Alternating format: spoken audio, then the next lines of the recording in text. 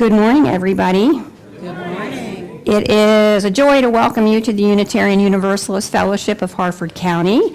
We acknowledge that our building is situated on the native lands of the Susquehannock people, and we commit to moving beyond acknowledgement to action that promotes greater understanding of Indigenous peoples' concerns and rights.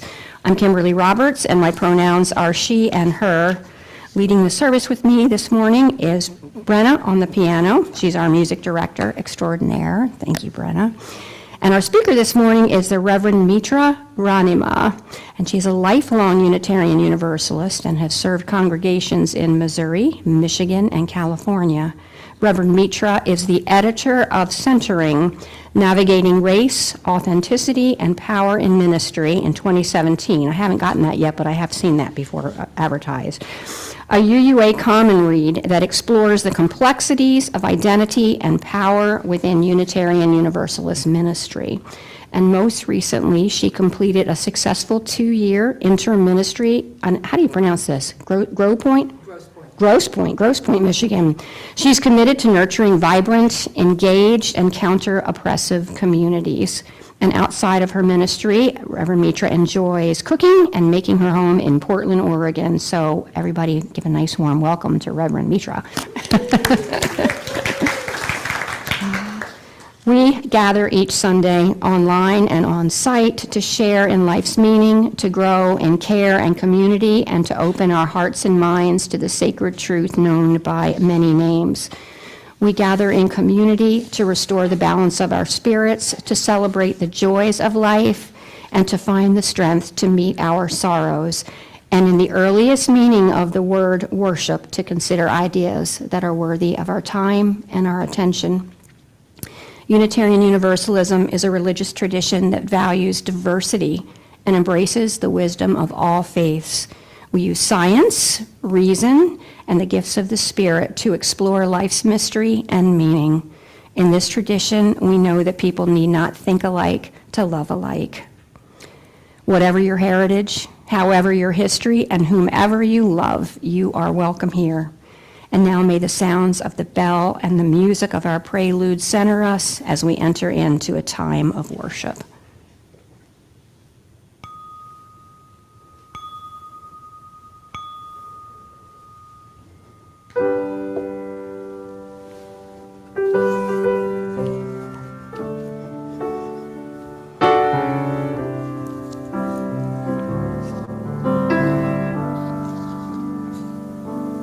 When I was a boy each week, Sunday we would go to church, pay attention to the priest. He would read the holy word, consecrate the holy bread, and everyone would kneel and bow. Today the only difference is everything is holy now.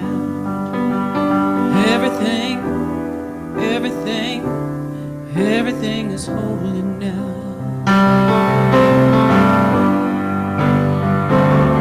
When I was in Sunday school, we would learn about the tide. Moses split the sea in two, and Jesus made the water wide. And I remember feeling sad. Miracles don't happen still, but now I can't keep track, 'cause everything's a miracle. Everything's a miracle.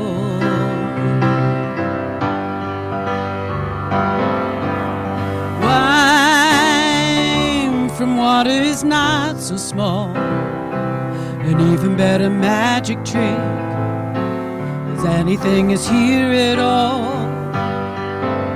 So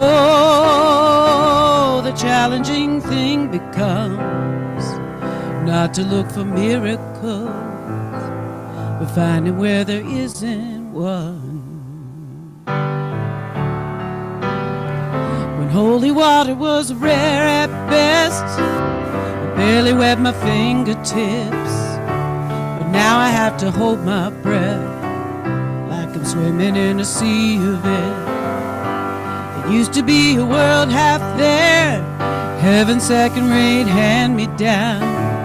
But I walk it with a reverent air, 'cause everything is holy now. Read a questioning child's face, say it's not a testament, that'd be very hard to say.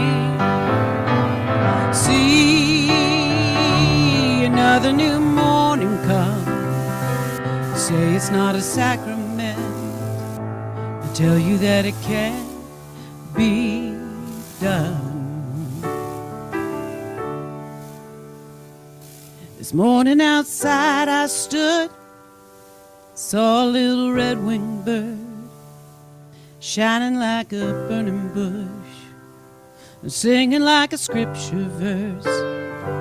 It made me want to bow my head, and I remember when church let out how everything has changed since then, 'cause everything is holy now. It used to be a world half there, heaven second rate, hand me down. But I walk it with a reverent air, 'cause everything is holy now. Everything, everything, everything is holy now.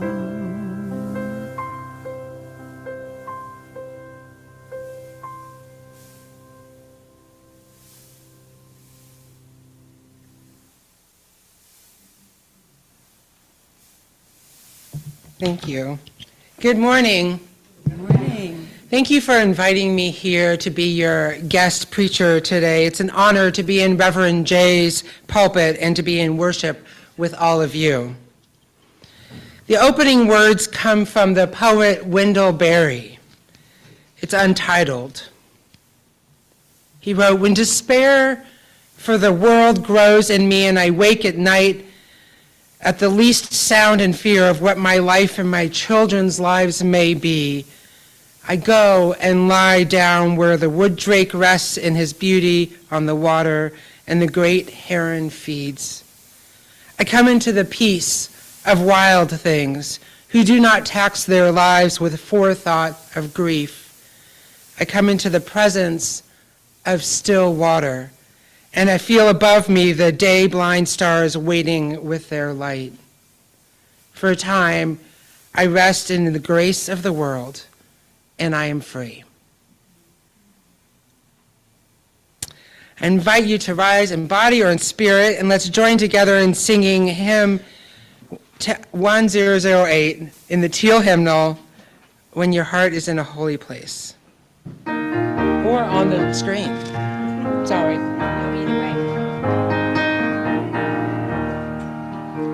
When our heart is in a holy place, when our heart is in a holy place, we are blessed with love and amazing grace. When our heart is in a holy place, when we trust the wisdom in each of us, every color, every creed and kind, and we see our faces in each other's eyes, then our heart is in a holy place. When our heart is in a holy place, when our heart is in a holy place, we are blessed with love and amazing grace. When our heart is in a holy place, when we tell our story from deep inside, and we listen with a loving mind, and we hear voices in each other's words,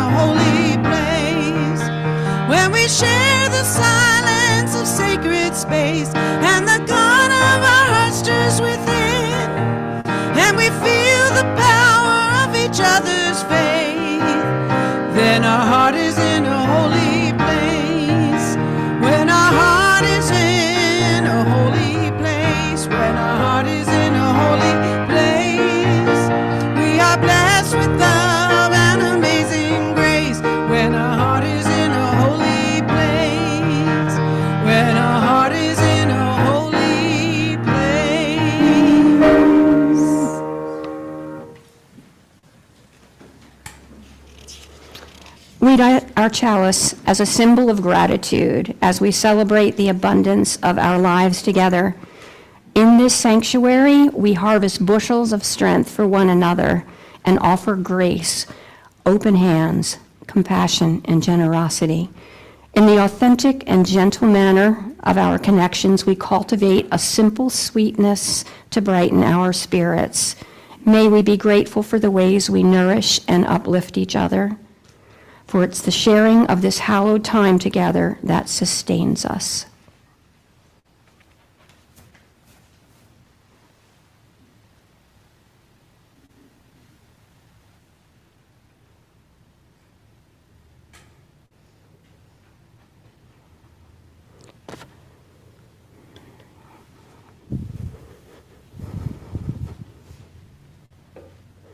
Now, for those of you who learn, oops, never mind, go right to it. Things I'm thankful for. So let's be real. Some days are hard. So I made this list of awesome things I'm thankful for. Yeah. Sometimes I need reminding that things are not all that bad. So I wanted to share a few because you guys are my friends. It's great to be alive. And here's some reminders why. First one, bubble wrap. When cats do their tongue, like this. I'm also thankful for the little paw pads like the cats and dogs have and the sound it makes. Oh man, I love them. Hey, turn that back on. Oh, no. Change it. Ah, there, that's better. Music is magical, it can make anything better. Bright music can make a video better. The same goes with life. Singing. I like paw pads, singing. If something's boring, just sing it, and that will make it better. Watching paint dry. It's really cool. Old people who still hold hands. Clouds that look like stuff. One time I saw a cloud that looked like an airplane, and I realized it was an airplane. Imagination. Without it, we wouldn't have airplanes, no internet, pants. We gotta wear them, because if we didn't, it'd be sort of awkward. Pants. Fresh Prince of Bel-Air. Clean. Clothes with funny names, like Windbreaker. Birthday cake. No reason at all cake. Just cake. Sorry, we filmed this while I was hungry. Forgiveness. Okay, President, but I ain't perfect. Ain't no word. We all mess up. Come on. Don't mess up and forget to forgive all the mess ups. Thankful plants undergo photosynthesis, using the energy from the sun to convert carbon dioxide to oxygen, providing us with the air we need to do things like this. I'm bored. Morgan Freeman's voice. Hello, I'm Morgan Freeman. I'm working on it. My voice is changing, but it hasn't changed that much. Food, taco, burger. I know, I already said food, but this is my list and my rules. Happiness. Sadness. Sad isn't bad. It helps you know what you care about. People. Sometimes people can be really people-y, but we need each other. Life's better with people in it. Family, friends, you. Just being alive. Sometimes we forget how it's just great to be alive. We're breathing. Some days are tough, but we got a lot to be thankful for. We just have to look for it sometimes. They say if you have food in your fridge, clothes on your back, and a place to sleep, you're richer than 75% of the world. I did not know that. So what would you add to the list? Let me know. Share this video with someone you're really thankful for. Oh, and of course, also this. Dancing!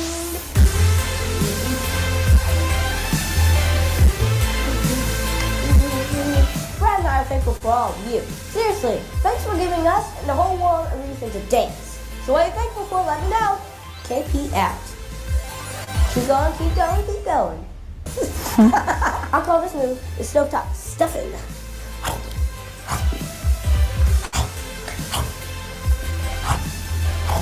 I'll call this one the stuffed face nay-nay. I forgot one. There's something that I'm really thankful for. Uncle Jesse from Full House. This is macaroni art of him. It's beautiful. Have mercy. I'm filming a video to encourage people to be thankful. KP out. So if you're having a bad day, that kid is worth looking up on YouTube. As we lean even more deeply into our mission as Unitarian Universalists, we renew our commitment to each other by responding out of deep care for one another. Now is the time to briefly share a joy, a sorrow, a gratitude, something that you're carrying deeply within your hearts this morning. If you're on site in the sanctuary, we're going to come up front and use that microphone while I light a candle for you. And if you are on Zoom, Brenna will be monitoring the chat function, and she will read it aloud, and then I will light a candle for you. And a few gentle reminders. It's not a time for politics or announcements, and please say your first name. Please share from your heart and your own experience, and be mindful not to share anybody else's experience unless they told you that it was okay to do so. So would anyone like to share this morning?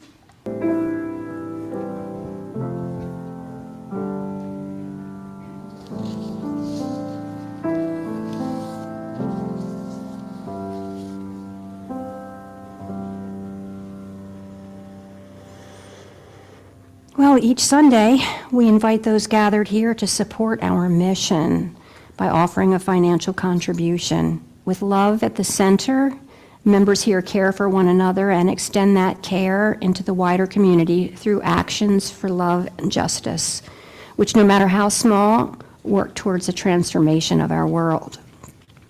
This fellowship intentionally welcomes the pluralism of theological beliefs as members seek to learn and grow, acknowledging our independence, our interdependence, which is a big difference, our interdependence, as we help each other toward deeper understanding.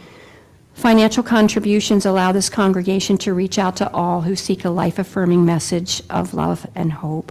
And if you're online, you can click the link in the Zoom chat to contribute. And if you're on site, you can place a donation in the baskets that I'll be bringing around. Or if you prefer, this is the one time you can use your phone, you can go to ufhc.net and you can click on the link for that. There are two, remember, there are two, one's for pledges and one's for general offerings.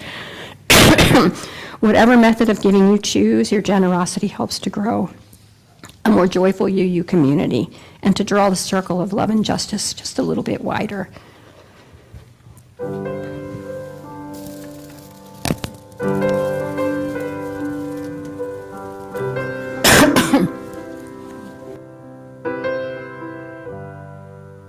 They say grace is not a given. It's not something you can buy.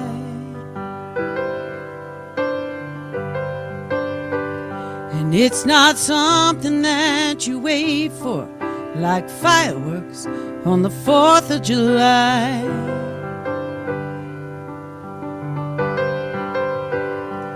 No, you never see it coming. It just washes over you like summer rain on the Texas plains on a dusty afternoon. Well, I have fallen from hard times, fallen from love, fallen to my knees, and now I'm ready to look up. I am ready to surrender, ready to embrace. With open arms this time I'm falling, with the gravity of grace.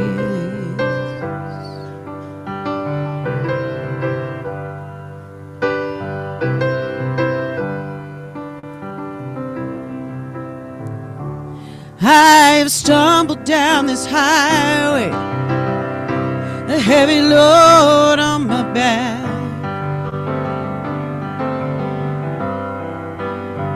I've been carrying around some lonely, carrying around too much past. I was afraid to lay it down like a mask upon a clown, afraid to show my face, but the light of grace is shining on me now. I have fallen from hard times, fallen from love, fallen to my knees, and now I'm ready to look up. I am ready to surrender, ready to embrace. With open arms this time I'm falling, with the gravity of grace.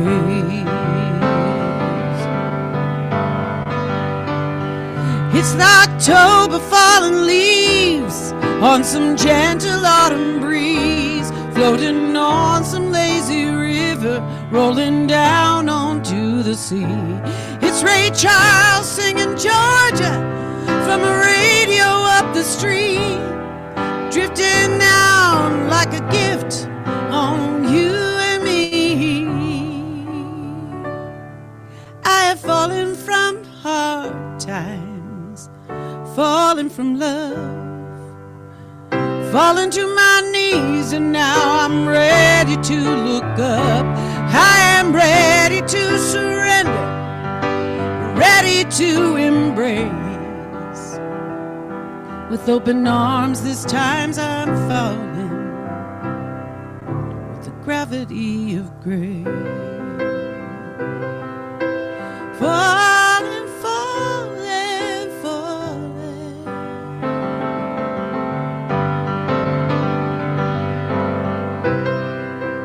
Falling, falling, falling.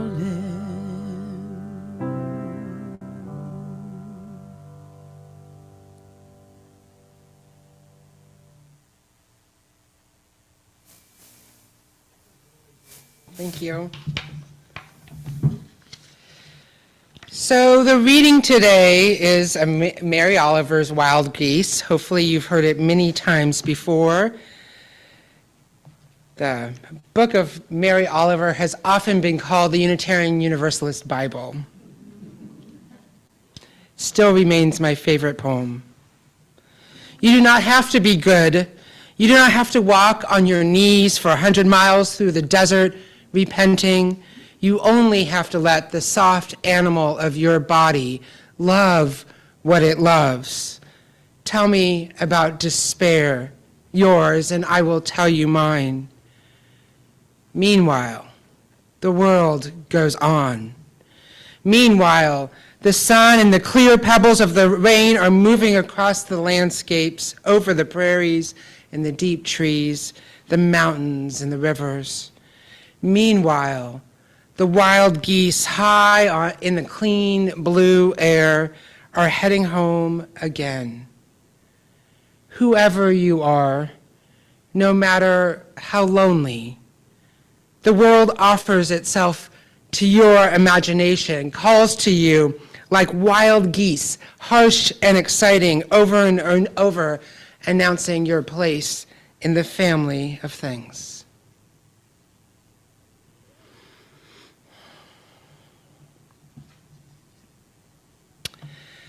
So in the year 1555 in England lived a man named John Bradford. He was a reformer dedicated to the Church of England at a time when the country was flipping back and forth between Catholicism and Protestantism. When that Catholic Queen Mary came to power, Bradford and many other Protestants were arrested and put in that infamous Tower of London.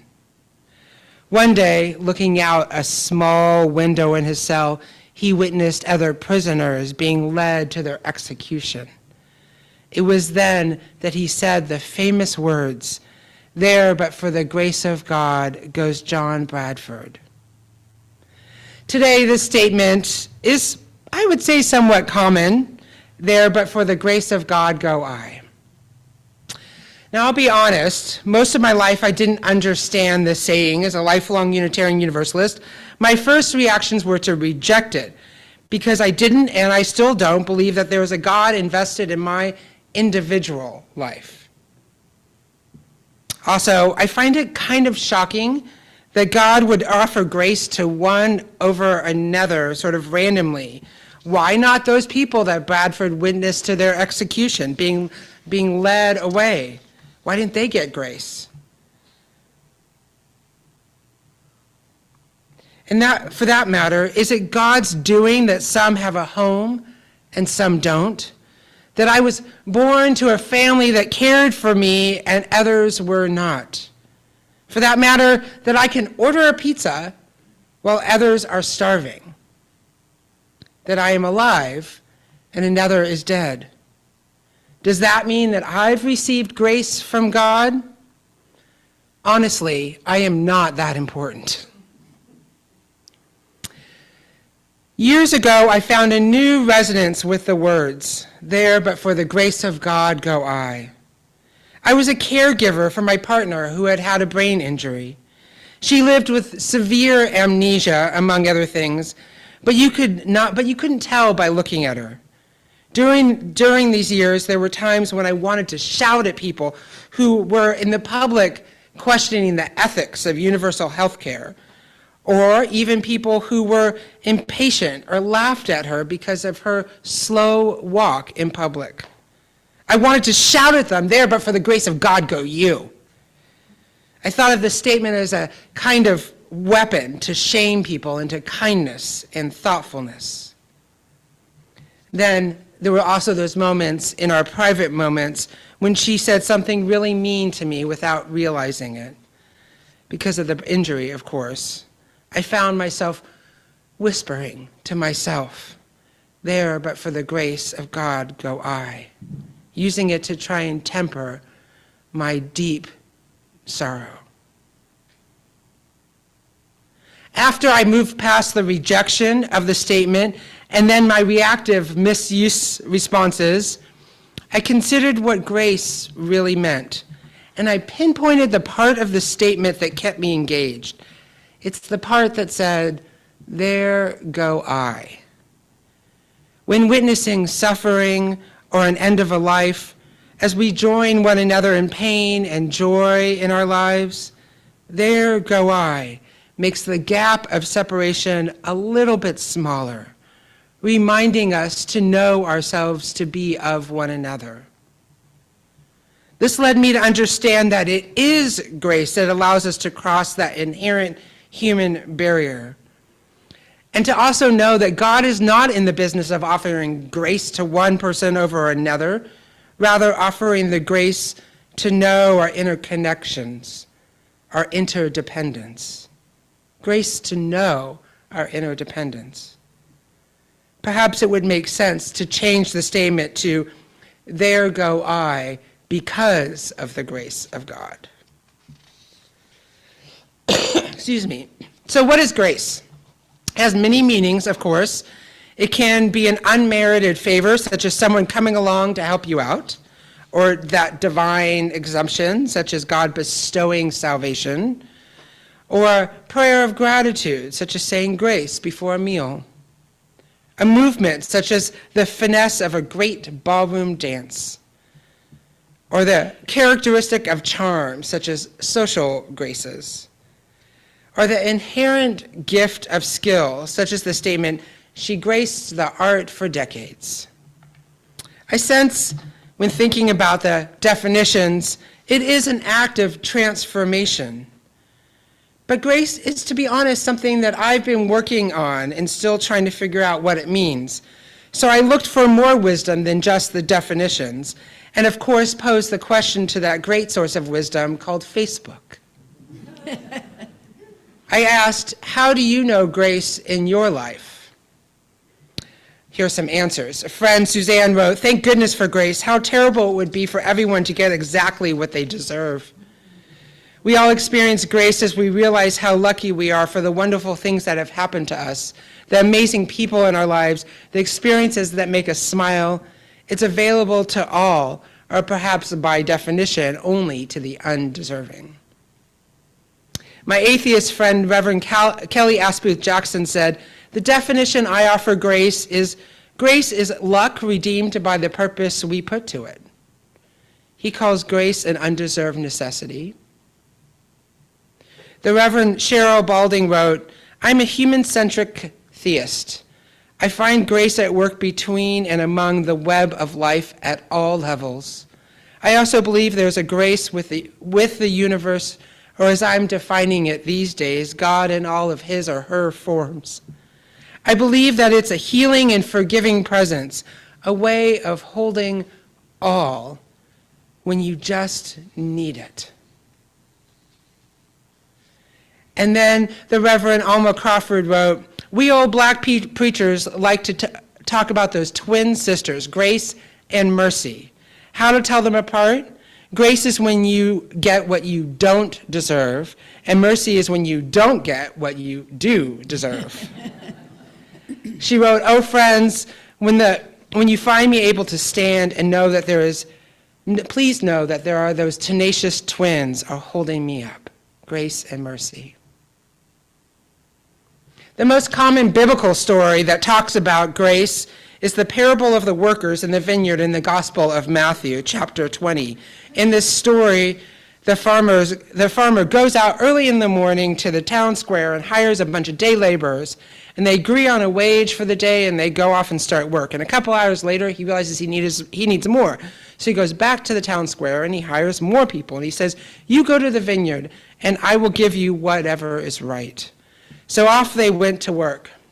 As the day progressed, he went on a couple more times at noon, and then even at 5 o'clock, he went and hired more workers. Then 6 o'clock came, the work was done, and he began to pay them. He paid each person the same amount, the promised amount to those who worked all day, and the same amount to those who only worked for 1 hour. But those who had worked all day were upset. Why should everybody get paid the same?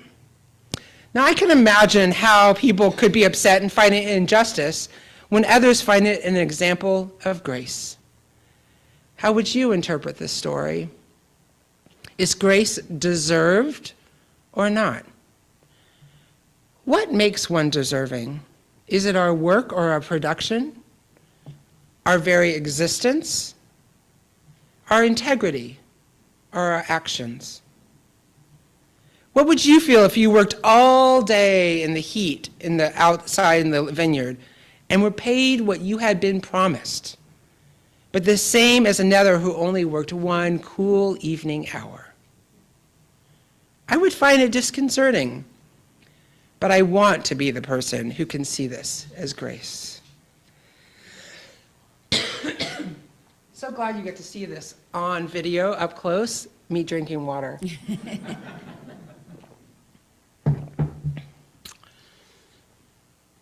So how do we come to know grace? That song, Amazing Grace, is obviously about coming to know grace. It's the song of conversion and transformation. The story behind it, the man who wrote it, John Newton, worked on merchant ships until his early life. When he turned 18, he wasn't getting along with the captain of a ship. So a slave ship asked him to come work for them, and he signed up. He ended up working on that slave ship for years, horribly being a capturer of human people. Then his, quote, conversion to Christianity came one night when there was a big storm and they nearly sunk. That was his conversion to Christianity only. As a Christian, he then became a captain of his own slave ship, and over the years became more religiously pious with no sense of moral compassion. He prayed for his own survival and salvation. Several years later, he had this mild stroke and could no longer be a captain, so he decided he would leave and become a priest. It was a full 34 years after retiring from human trafficking that he expressed his regrets, saying, "For a confession that comes much too late, it will always be a subject of humiliation to me, that I was once active instrument in a business at which my heart now shudders." That is when he wrote the song, Amazing Grace. Amazing grace, how sweet the sound that saved a wretch like me. I once was lost and now am found.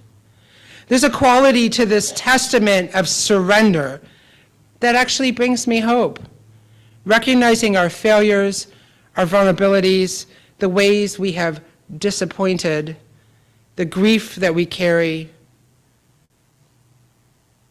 and needs that can be deeply freeing, that recognizing it are needs that can be deeply freeing and allowing us to be closer to one another. That's quality of grace. 'Twas grace that taught my heart to fear, and grace that my fears relieved. Grace to allow us to be connected to things that both invoke and release fear. something that invokes and releases fear, the reality of death and our own sorrow. Grace can allow us to live again. Another source of wisdom on how we come to know grace is from one of my favorite theologians, Paul Tillich, who elegantly wrote, "Grace strikes us when we are in great pain and restlessness. It strikes us when we walk through the dark valley of a meaningless and empty life. It strikes us when we feel that our separation is deeper than usual because we have violated another life, a life which we loved, or from which we are estranged. It strikes us when our own disgust for our own being, our indifferences, our weaknesses, our hostility, and our lack of direction and composure have become intolerable. It strikes us when year after year the longed-for perfection of life does not appear, when the old compulsions reign with us and as they have for decades, when despair destroys all joy and courage. Sometimes at that moment, a wave of light breaks into our darkness, and it is as though a voice were saying, "You are accepted, you are accepted, accepted by that which is greater than you, and the name of which you do not know." Grace striking us. What a powerful idea to be in the desperate hour and stricken by grace. Something that says we're not alone and we are accepted by something larger than us. That there is a larger universe holding us, even conspiring to help us find our best and most loving lives. And for a few moments in that grace, you do not have to walk on your knees for 100 miles through the desert, repenting. You only have to let the soft animal of your body love what it loves. Meanwhile, the most important word in that poem. The geese are calling, harsh and exciting. That's where grace is. Sign me up. I remember the moment I first came to witness grace, as grace, at least. It was actually not a desperate hour or in despair. It was a contentious church committee meeting. At this meeting, there was tension when one person who, with conviction, was certain that the rest of us were wrong. He was abrupt about it, in fact, kind of insulting in his language, and on the verge of calling us stupid. It was frustrating, and we could not move on as a group. We were all tied in knots, annoyed and hurt and angry. When these situations come up, my tendency is to engage deeper, to try to get everybody on the same page. I get involved and I pull closer.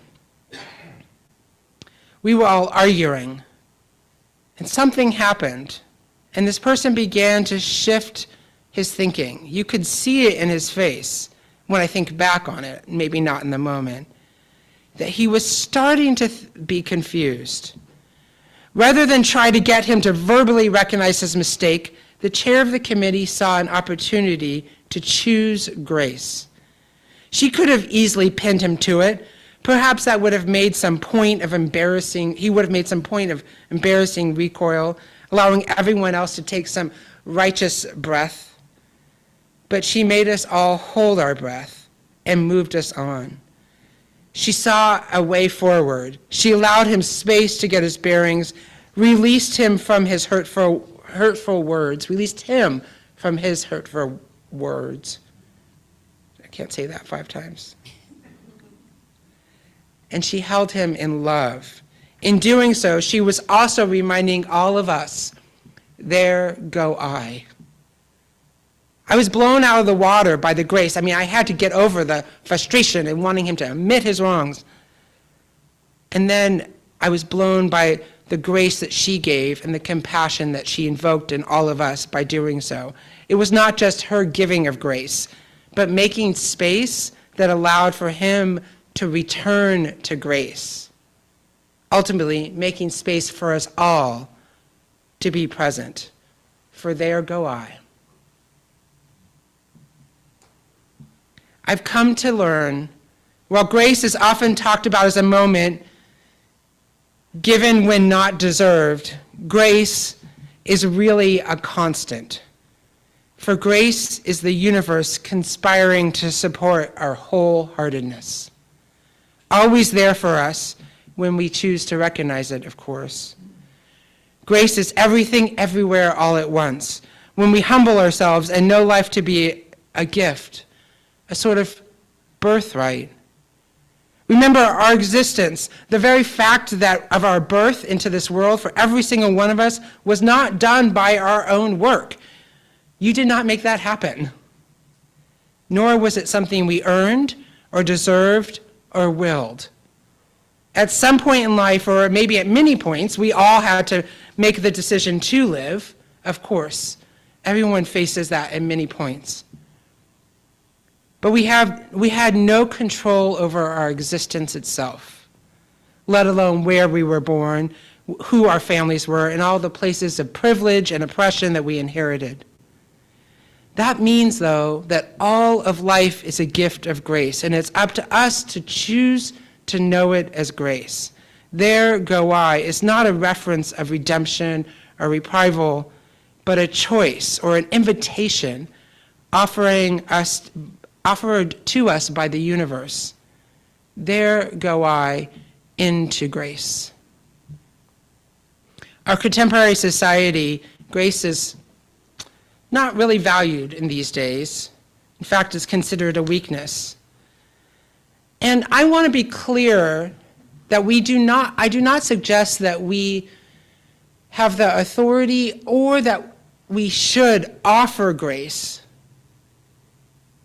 Rather, understand ourselves returning to grace, knowing of our ultimate acceptance. Just to say that get clearer, we are in a political and social climate that is trying to hurt, disappear, demoralize, degrade people that we know, we love, we hear about, and are ourselves. I do not think that we find middle ground by offering grace. I'm not that altruistic. Rather, the work is to return ourselves to grace and those who are targeted into grace. Because in the face of horror we are witnessing, it is legitimately suffering. We need to remind ourselves and all of those who are targeted of love, acceptance, and embrace, returning ourselves into grace. There go I into grace. I have an etching in my office that says, "Bidden or not bidden, God is present." I find the words bidden or not bidden a sweet sound of universalism. Deserved or not deserved, accepted or not accepted, alone or not alone, the spirit of life offers itself to you constantly, and to that which you return again and again. So through many dangers and toils and snares, the ones that life offers, its amazing grace. And we are now the keepers of it. We can know it, we can become it, we can get to choose how we want to interpret it. We can return to it. For there go I into grace once again. May it be so. Take a deep breath, because I can't hear you breathing. They say people on the East Coast don't like to make noise in worship. Is that true?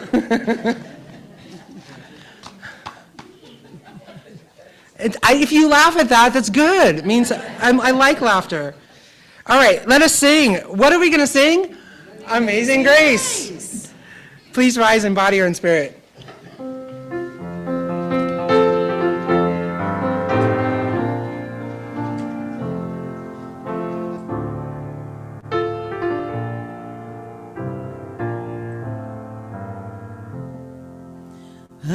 Amazing grace, how sweet the sound that saved a wretch like me. I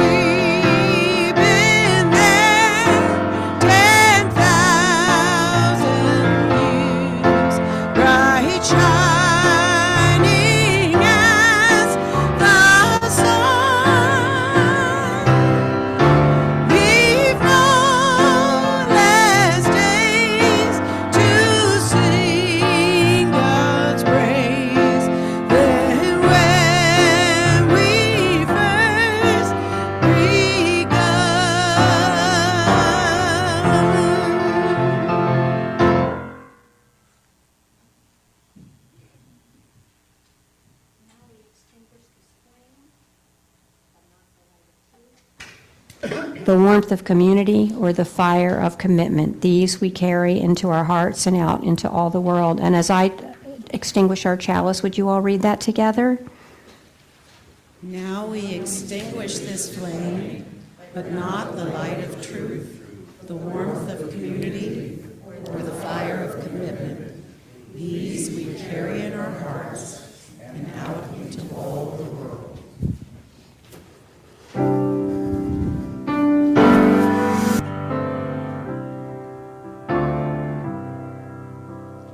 Love has broken down the wall. Love has broken down the wall. Let us join our hearts as one. Love has broken down the wall. We're accepted as we are. We're accepted as we are. Through love's power, all is reconciled. We're accepted as we are. Cast aside your doubts and fears. Cast aside your doubts and fears. Peace and love freely offered here. Cast aside your doubts and fears. We will tear down the walls. We will tear down every wall. Love has called us one and all. Love has broken down the wall. Love has broken down the wall. Love has broken. Love has broken. Love has broken down the wall. Love has broken. Love has broken. Love has broken down the wall. Tear down every wall. Tear down every wall. Tear down every wall.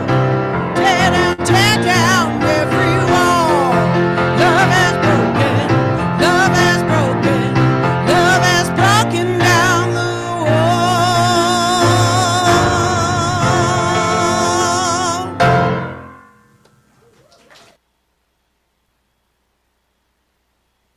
Amen to that. So I have a couple announcements, but first I wanted to extend a special welcome to first-time visitors. I don't know if we have any today, but if we do, we're really glad you're here, and we hope that you stay afterwards for coffee and to get to know us a little bit. And Paul, you have an announcement. And I guess you can use the candles as sharing mic or this one, whichever one.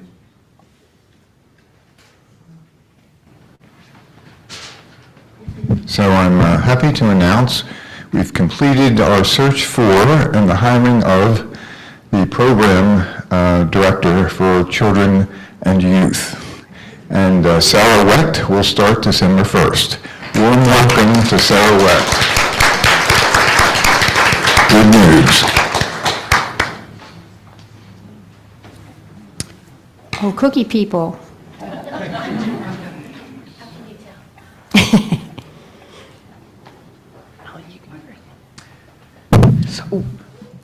We're here for the Holiday Bazaar, big surprise there. And I just wanted to remind people to sign up for a 3-hour shift. The sign-up sheets are in the potluck room on the wooden credenza, and you can pick your shift and put it on your calendar, and we'll have a really good time. It's a wonderful event. And also, it would help us enormously if you could help us promote the Holiday Bazaar by putting this out to your Facebook and Instagram and all that social media stuff that I don't really know about, but most of you do. So that would really be appreciated. And it brings more people in, and we have so much stuff for this bazaar, we really need a lot of people to come in and buy it. And I'm sure you all know that the cookie walk is a very big, important part of the bazaar. And in case you thought it was too late to sign up, it's not. The sign-up sheet's in the room over there. Here's the containers that you can pick up to bring your cookies in, and we appreciate any kind and any amount. How are we doing with cookies? How's the count going now? We getting there? It looks like we're getting there, but yeah, the more the merrier. Okay, good. All right, thanks. Thank you. One more announcement from the Compassion Care team. We met, and as usual, we talked about being grateful for the people in our congregation and all the hard work that everyone does. And we talked about Soul Matters, because this is a group that's been in existence for quite a long time, and it's led by Sarah Brinkerhoff and Laura Poligal, and we just wanted to thank them for all of their work for all of us and the work that they do for Soul Matters. So thank you. Thank you.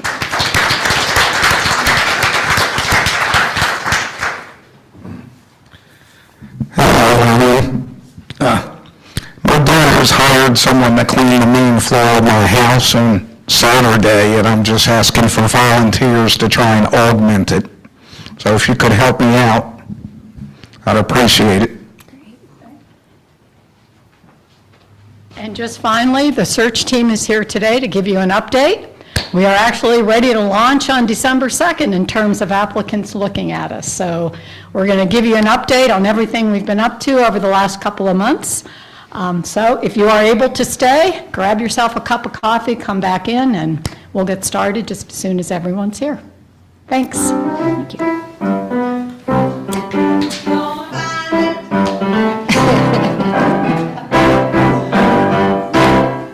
Time for coffee and fellowship, everyone.